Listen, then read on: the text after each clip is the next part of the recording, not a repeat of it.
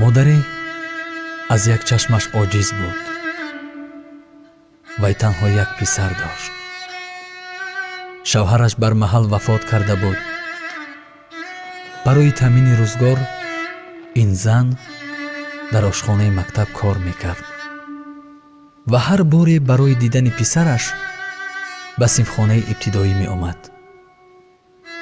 оҷизии зан аз чашмаш боиси аз тарафи ҳамсинфон таъна шунидани фарзанд шуда буд.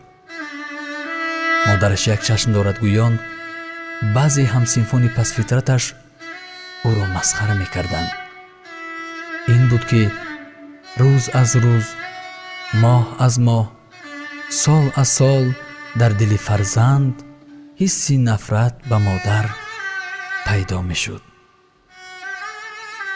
вай чӣ хел бо як чашм дар мактаб кор мекунад, замин намекафад ки дароям, мегуфт фарзанд. рӯзе дар хона фарзанд ба модараш таъкид карда гуфт ки аз он ки рафиқонам як умр маро таъна кунанд, аз хона баромада рафтанат беҳтар, то ин ки афтатро набинам. модар хомӯш буд. фарзанд ҳеҷ аз аспи ҷаҳл намефаромад.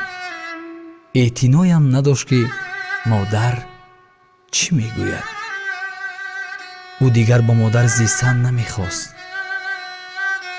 мактабро тамом кард, ба мактаби олӣ дохил шуд. мактаби олиро ҳам тамом кард, оиладор шуд ва аз як гӯшаи дигари канори шаҳр хона харид.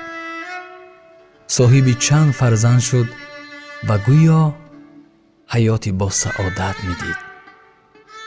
аммо шӯълаи меҳри модарӣ дар дили зан аланга мезад ки боре фарзандашро бубинад. аз ҳамон солҳои донишҷӯиаш чанд сол гузашта буд. вай шабҳо ба хотири ҷигарбандаш оби дида мерехт. наберагонашро дидан мехост. рӯзе зан тоқатро аз даст дода хонаи фарзандашро сурох карда барои дидорбинии наберагонаш омад.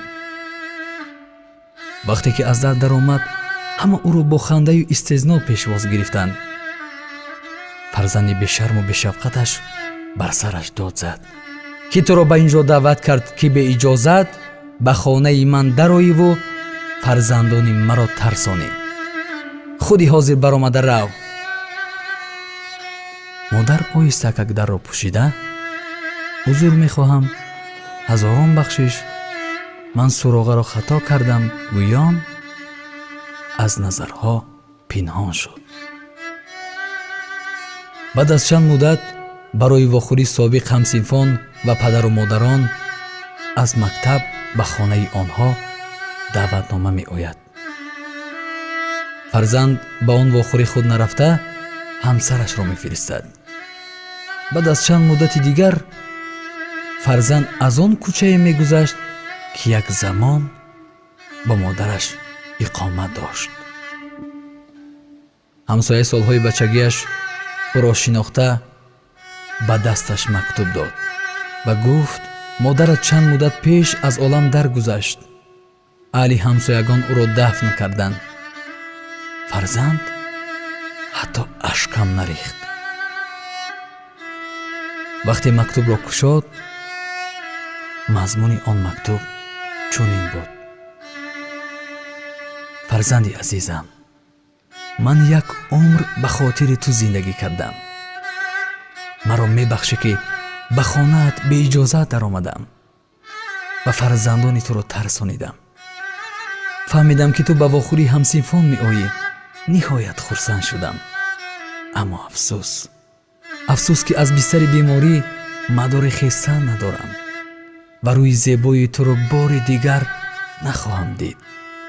аз ту ҳазор узр мехоҳам ки як умр боиси озурдадилии ту шудам. аммо писарҷонам, медонӣ, замони кӯдакият бори сахт зарб хӯрдӣ ва як чашмат нобино шуда буд.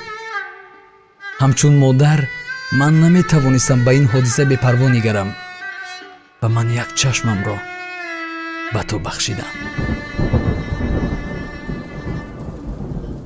аз ин чунон ифтихор мекардам, чунон хурсанд будам ки фарзанди ягонаам дуньёро боз бо чашми равшан мебинад. бо муҳаббати бепоён модари ту.